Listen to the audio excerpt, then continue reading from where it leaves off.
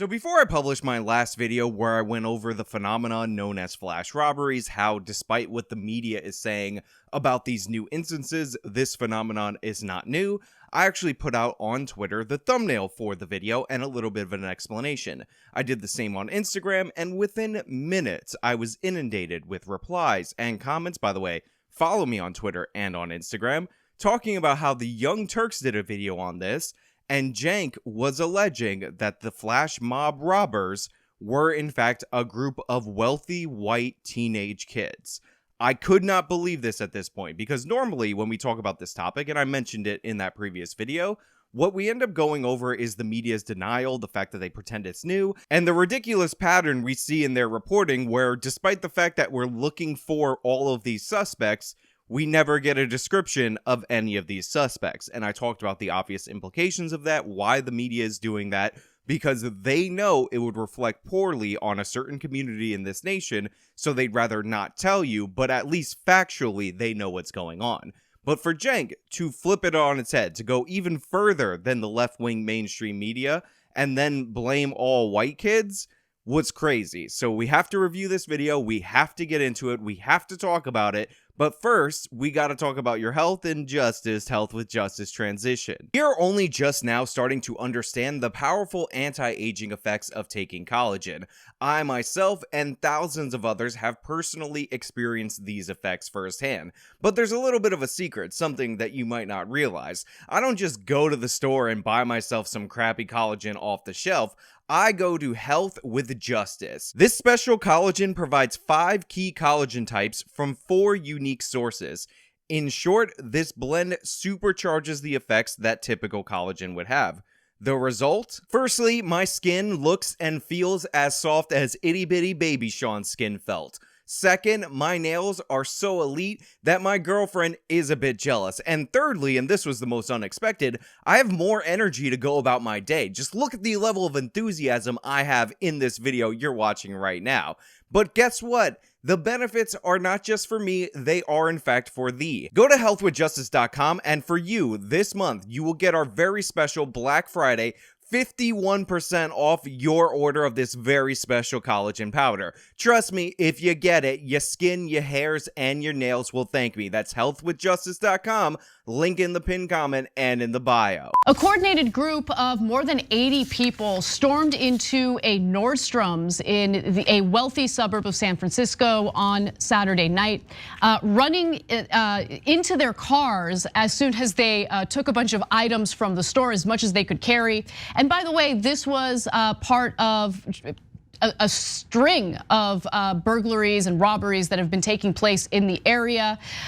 So even in this weekend, there were several of them. Now, the robbery was over within minutes, as was reported by USA Today, as thieves armed with crowbars and wearing ski masks streamed out of the Nordstrom into the dozens of cars lining the block. It was very clear that this was an organized crime, because we're literally talking about more than 80 people. So here we have Anna Kasparian setting up the story. She's talking about how this is in fact an organized crime because there's literally 80 people. Thank you for explaining that to the children that watch your program, Anna.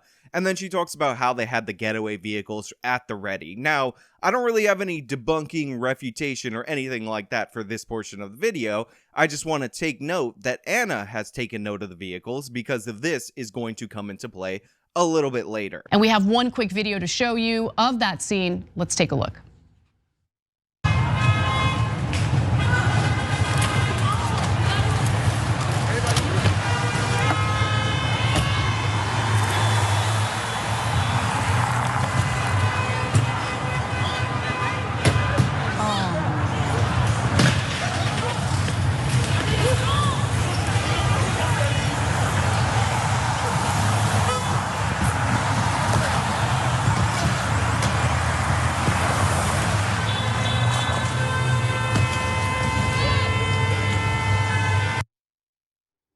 I think it's incredible, like how brazen this was, especially considering the fact that they're getting into cars with the license plates just in plain view. So far, 3 individuals have been arrested. Now, it's important to note that even according to Anna Kasparian right here, 3 people have been arrested specifically in connection with this flash mob robbery. their names were out there at this time. And if you know where to look, if you have any journalistic acumen, you can find out descriptions of these suspects that were available. But don't be deterred by any of that fact-finding, troubling things and whatnot, because Cenk Uyghur's got you covered. Cenk Uyghur's gonna speculate on who committed this flash mob robbery, and he's got an amazing theory that we gotta go into. Yeah, guys, before you make rush to judgment on who did it, be careful on this one. Before you rush to judgment. Now, Cenk is talking to people out there on the internet.com like myself. I put out this video and I did quote unquote rush to judgment. I told you who I thought was committing the crime. However, my quote unquote rush to judgment wasn't due to the fact that I was actually rushing to judgment. It was due to the fact that I saw the videos, so I believe my lying eyes. It was due to the fact that I've seen other videos of these instances, so again, I was believing my lying eyes. It was informed by me actually reading books that document this phenomenon going back decades, and my knowledge of any crime statistics ever published ever. So let's hear what Cenk is going to base his judgment on, and we'll compare and contrast the two. There was a lot of nice cars in that getaway scene, okay? I think I saw a Mercedes and a BMW in there, and it looked like a lot of young kids. A lot of them appeared to be white. A lot of them appeared to be white. No, not at all. Not even close. None of them appeared to be white. They almost exclusively appear to be black, although there may have been some of my people in there. There may have been some Hispanic representation in there.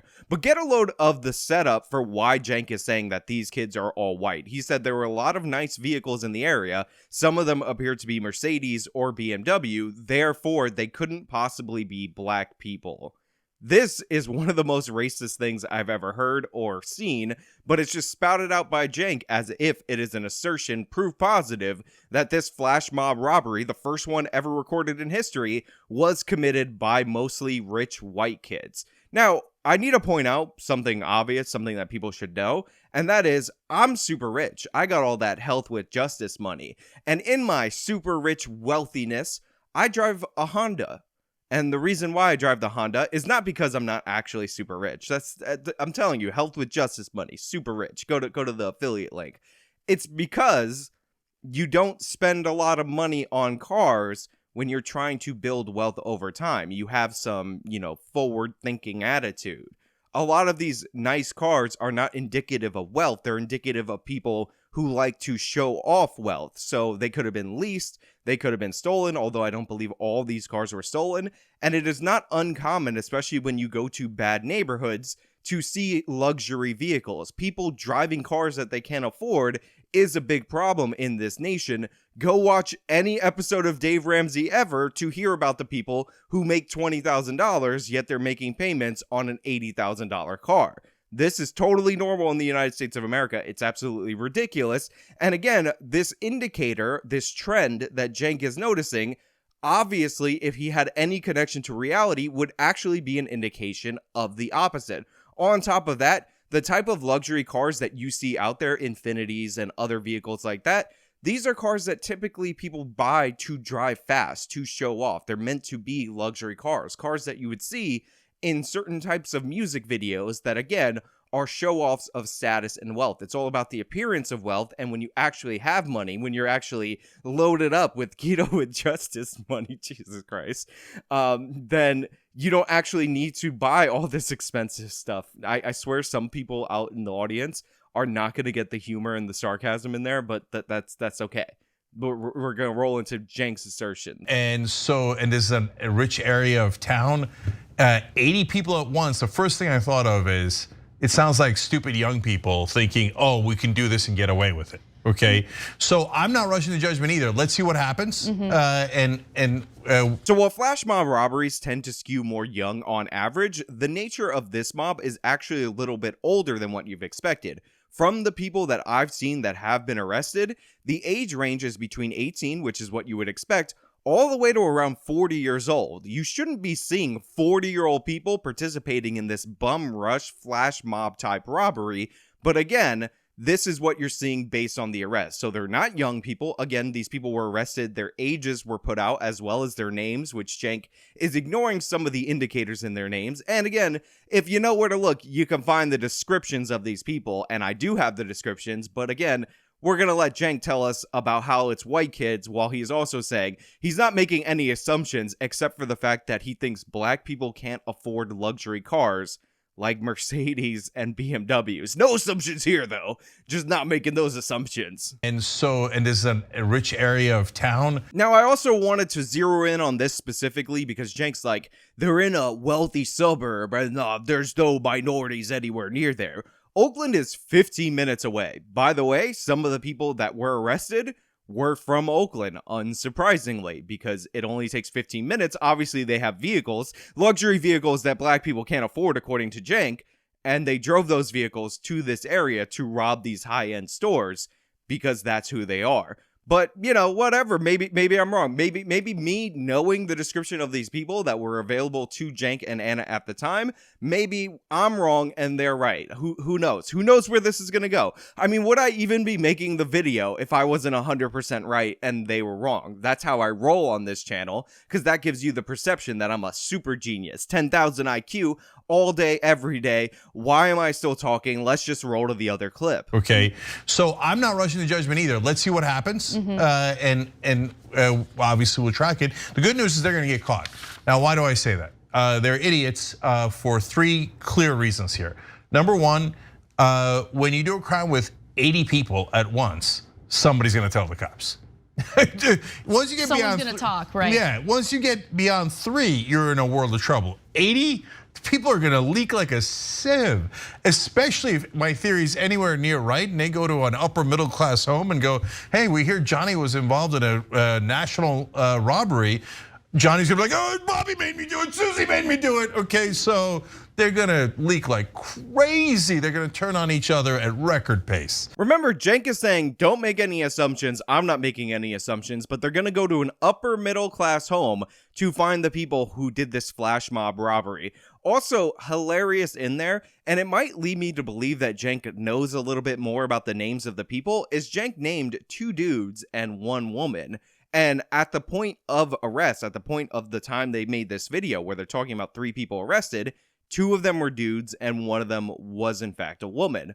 Again, this ain't rocket science. This ain't difficult. We know what you're doing, Cenk, but sure, they're going to go to the upper middle class homes. They're going to find people that actually work in the tech sector, you know, people who make millions and millions of dollars in Silicon Valley, and they're going to find out that they decided to do this flash mob robbery because they were just in it for the thrills, man. I mean, they could buy this strip mall, but they were in it for the thrills. Has somebody found where Mark Zuckerberg is? Because he's probably behind this. So number 2, there were so many of them they caused a traffic jam. You can clearly see their license plates. It's amazing. Yeah, not very bright here. And then finally, they broke the cardinal rule of crime in America.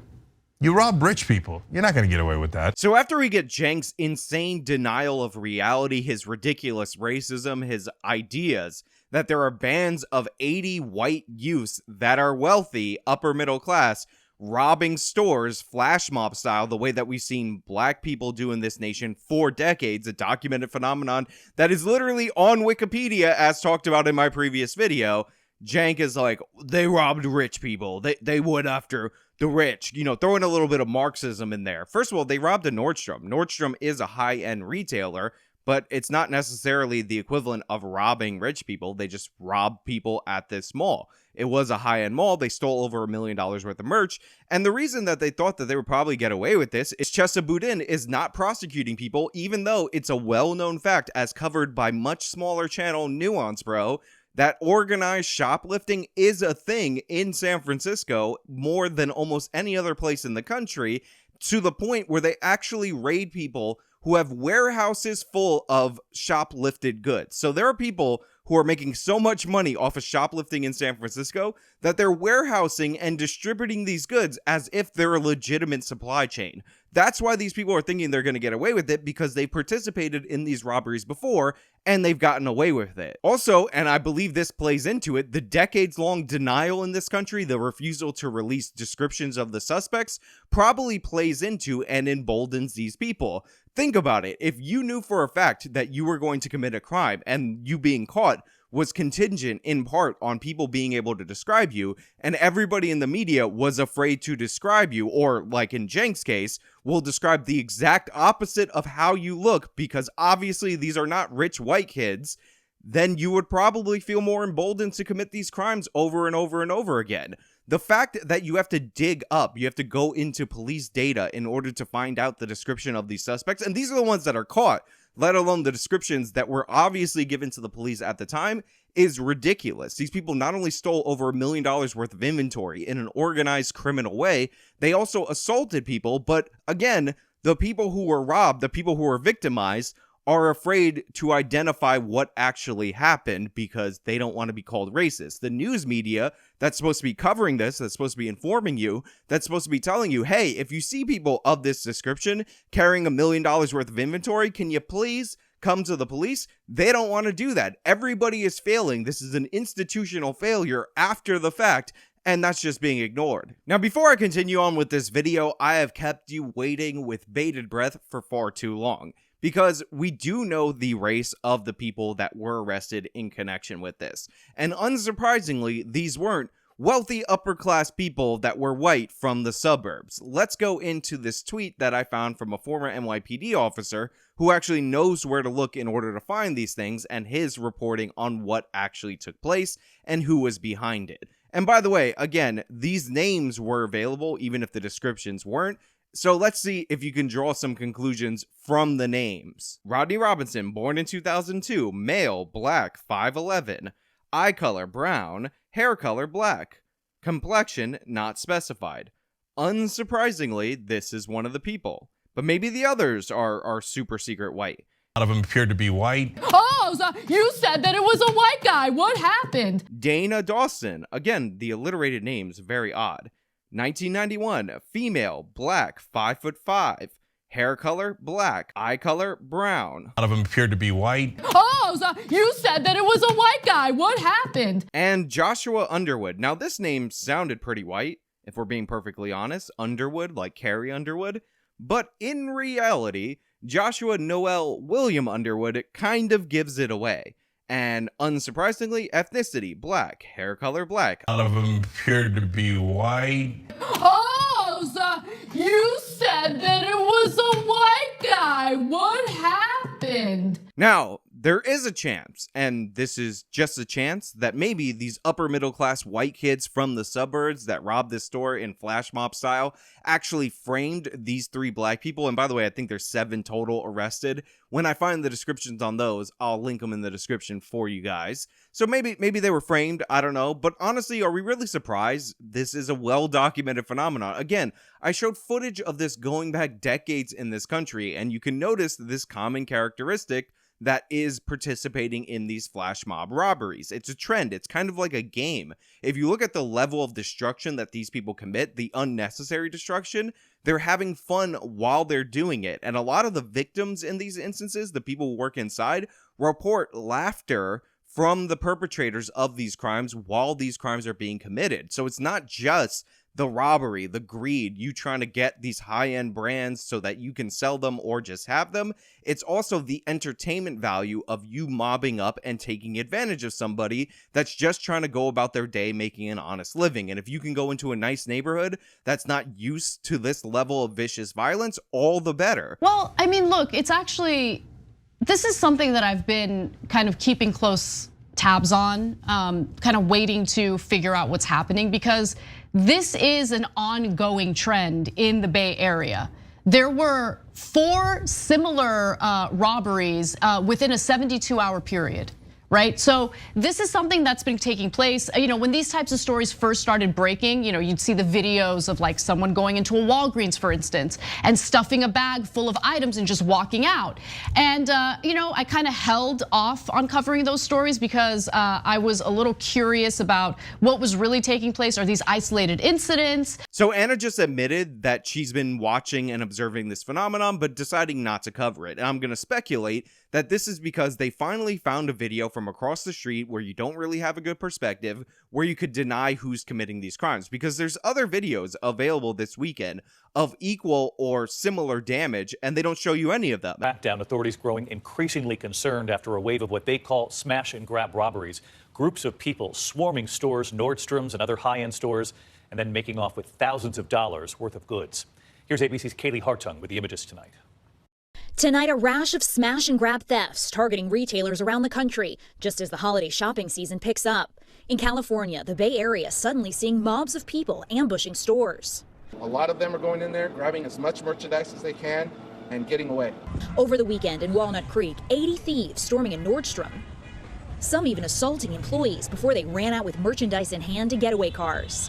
Probably saw 50 to 80 people in like ski masks, crowbars, like a bunch of weapons. And in San Francisco, more than $1 million in merchandise was stolen after as many as 100 people rushed several stores, including this Louis Vuitton. And the reason I believe that they're not showing it to you is because if you were to see the other videos, Cenk wouldn't be able to lie to you and tell you that he thinks these are upper middle class white kids that are committing these crimes that are going to roll over because those gosh darn white kids. The other videos are undeniable. That's why they don't appear on this segment. Here's the Illinois video. Do you think there's any question about who's committing this? Here's the other California video. Any questions about who might be committing this? But if you have a cell phone video from across the street, it's vertical, you can play games and deny it. And one of the ways you know for sure is Anna's going to talk about that Walgreens robbery, and guess what she's not going to show you? Breaking, you'd see the videos of like someone going into a Walgreens, for instance, and stuffing a bag full of items and just walking out. So Anna says she held off on it because the video might have been deceiving. It might have not been a trend, even though it's been reported constantly. And again, Nuance Bro has a video on organized shoplifting crime. Go support his smaller channel, guys. And you can check it out for yourself and you can see how in-depth this actually is. But the reason Anna didn't show you the video is because you can see who's committing the crime in the video. It's not because she had reservations or she didn't believe it. If this was a white person, if Cenk could argue that this was an upper middle class white person, then they would have talked about it, and they would have talked about how these evil racist white people are hurting the elderly, not letting them get access to their pharmaceuticals, because when these pharmacies shut down, seniors in the area have to walk further in order to get their drugs. It's very unfortunate, but this is what happens when you refuse to prosecute criminals in your area, and that's what Chesa Boudin ran on. He fired attorneys that were actually experienced in prosecution, and this is all in the name of criminal justice reform that people like the Young Turks advocated for specifically. But no, this has become a problem in the Bay Area. There's no question about it. And I'm sorry, I'm sure some on the left might not like this commentary, but I don't really care. Some of the response that I've seen from the left is, so what, man? Politicians are looting the country every day. No, don't do that whataboutism. We're talking about workers who got punched and kicked, one who got pepper sprayed in the face. We can't have lawlessness like this. And it's happening on a regular basis in San Francisco. I don't really care that much about private property, right? I think that we prioritize private property over human lives far too much in this country. Imagine having an audience that's so stupid that you have to tell them that saying politicians are looting the country is not a response to rampant criminality and the violation of property rights like Anna Kasparian does. Also, hilarious how she says, I think we prioritize private property rights too much in this nation. Yeah, again, try to take Anna Kasparian's car and think about how she's going to respond to that. Break into the Young Turk studios. I'm not advocating for this, but I'm just saying this as an example, and see how much these people care about their private property. Enter any of these people's homes without their permission, and again, see how much they prioritize their private property. Obviously, it's easy to say that we're prioritizing private property too much when it's not your property, but as soon as it becomes yours, as soon as it hits home with you, then you're going to realize the importance of this if you're at the low level that Anna Kasparian is operating at right now. But in reality, private property rights are incredibly important. You cannot have a successful economy without some establishment of private private property rights. There's no incentive to build anything if somebody can just come by and take it willy-nilly at any point that they want. It's absolutely crazy. And for the people who think we're too cruel on shoplifters or thieves, that's absolutely ridiculous. And I know a lot of this is based on, oh, they're just poor. You know, well, what are you going to do if you're Aladdin and you want bread for the kids? All criminals are Aladdin. Look at the Aladdins, all these Aladdins everywhere committing all these Aladdin-like crimes. No, absolutely not. You know how we used to punish criminals for stealing back in the day when people were objectively more poor? We used to cut off their hands, because if you have powerful incentives to commit crimes, the response to that is not to go easy on those powerful incentives. The response to that is to go even harder in terms of your punishment, because more powerful incentives to commit crimes equals the need for stronger deterrence to commit those crimes. So if you're going to argue that these people are victims and that, oh, you know, they're just poor and they have no other choice or almost no other choice, then the punishment should be stepped up even higher, because that's the only thing that's going to deter this lawlessness in the country. A lot of people have that backwards. A lot of people have that confused, but this is such an obvious no-brainer. It's really unfortunate that people out there just get it completely backwards. But creating an environment or defending an environment of lawlessness and crime is unacceptable. People deserve to feel safe. People deserve to be able to go out with their families and not feel threatened. Workers should feel safe at work without having to deal with mobs coming in and punching them in the face. So yeah, this is a problem. This is a huge problem. And I'm trying to figure out what it is about the Bay Area specifically that's leading to this. But now it looks like there's enough evidence that it is a real issue and that crime is going up. And they are hitting both the pharmacies and these high-scale stores with some regularity. And so now we get into speculation as to why. And I have to say that I do think it has to do with lack of law enforcement. Oh, so you said that it was a white guy. What happened? So for the rest of this video, the Young Turks dance around the fact that they've advocated for, and the left specifically has advocated for, policies that have led to explosions in crime. And the reason they advocated for these policies is A, they're not very intelligent. They forgot about how bad things were actually in this nation. And B, they thought that this is where the political trends were going. What they didn't realize, and this was learned during Joe Biden's campaign, you can actually read about it from his internal campaign sources in the book Lucky, how Joe Biden barely won the presidency, is that crime is a huge issue, and it's a huge issue among minority voters. It's in fact costing Democrats, Hispanics primarily, and also Asians. And the reason why is because these people actually have to live in the neighborhoods or work in the neighborhoods where crime is allowed to go unchallenged in this nation. They experience it and they come out against it. Again, this is well documented by Joe Biden's campaign team leading up to the 2020 election, that they were losing Hispanics, and they expected Trump to do way better among Hispanics than Republicans were projected to previously before the riots.